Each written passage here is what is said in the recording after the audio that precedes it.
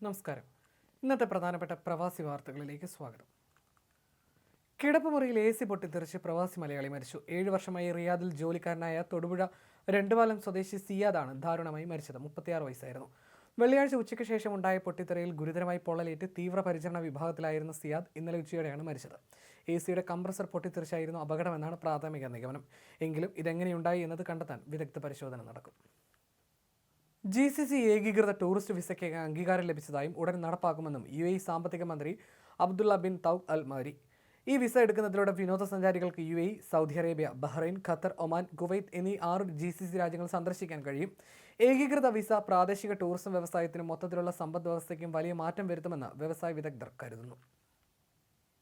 ഇസ്രായേലും ഇറാനും തമ്മിൽ സംഘർഷം രൂക്ഷമാകുന്ന സാഹചര്യത്തിൽ വിമാനങ്ങളുടെ സമയക്രമം എയർലൈൻസുമായി ബന്ധപ്പെട്ട് ഉറപ്പുവരുത്താനും ജാഗ്രത പാലിക്കാനും യാത്രക്കാർക്ക് നിർദ്ദേശം നൽകി UAE വിദേശകാര്യ മന്ത്രാലയം.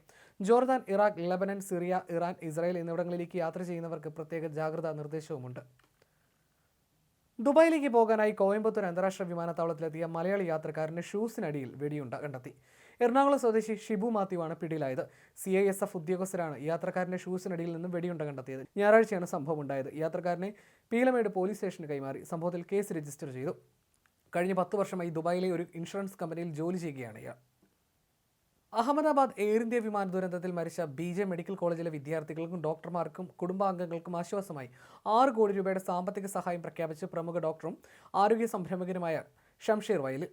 വിമാനം ഹോസ്റ്റലിലേക്ക് ഇടിച്ചു കയറി ജീവൻ നഷ്ടപ്പെട്ട MBBS വിദ്യാർത്ഥികളായ രാജസ്ഥാനിലെ ജയപ്രകാശ് ചൗധരി, മാനവ് ഭാദു, മധ്യപ്രദേശിലെ ആര്യൻ രജ്പുത്, ഗുജറാത്തിലെ രാകേഷ് ദിഹോറ എന്നിവരുടെ കുടുംബങ്ങൾക്ക് 1 കോടി രൂപ വീതം ഡോക്ടർ ഷംഷീർ നൽകും. ഗുരുതരമായി പരിക്കേറ്റ 5 വിദ്യാർത്ഥികൾക്കും അപകടത്തിൽ കുടുംബാംഗങ്ങളെ നഷ്ടപ്പെട്ട മെഡിക്കൽ കോളേജിലെ ഡോക്ടർമാർക്കും 20 ലക്ഷം രൂപ വീതവും ലഭ്യമാക്കും.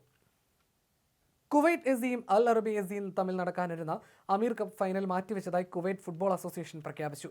പ്രാദേശിക വിഷയങ്ങളുമായി ബന്ധപ്പെട്ടാണ് തീരുമാനം. ബന്ധപ്പെട്ട അധികാരികളുമായി ഏകോപിച്ച ശേഷം ഫൈനൽ മത്സരത്തിനുള്ള പുതിയ തീയതി പിന്നീട് പ്രഖ്യാപിക്കുമെന്ന് ഫെഡറേഷൻ അറിയിച്ചു. അജ്മാനിൽ സംസം വെള്ളം വിതരണം ചെയ്യുന്നതോ പ്രദർശിപ്പിക്കുന്നതോ വിൽക്കുന്നതോ നിരോധിച്ചിട്ടുണ്ടെന്ന് അജ്മാൻ മുനിസിപ്പാലിറ്റി വാണിജ്യ സ്ഥാപനങ്ങൾക്ക് അറിയിപ്പ് നൽകി. കടകളിൽ നിന്ന് സംസം വെള്ളം വാങ്ങുന്നത് ഒഴിവാക്കണമെന്ന് അധികൃതർ പൊതുജനങ്ങളോട് അഭ്യർത്ഥിച്ചു. പത്തനംതിട്ട തിരുവല്ല സ്വദേശി കുവൈത്തിൽ മരിച്ചു.